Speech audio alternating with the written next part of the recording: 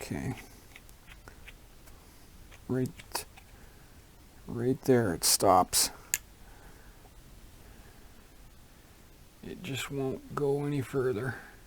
Not without forcing it.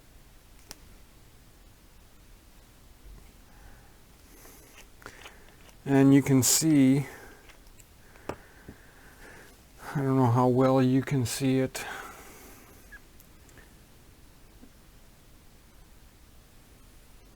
There are little extensions on, these three.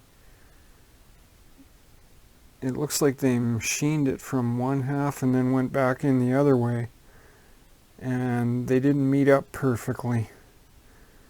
So, am I worried about this? No, not really. Lee looks after their customers, and I fully expect that they'll send me a replacement as soon as I let them know.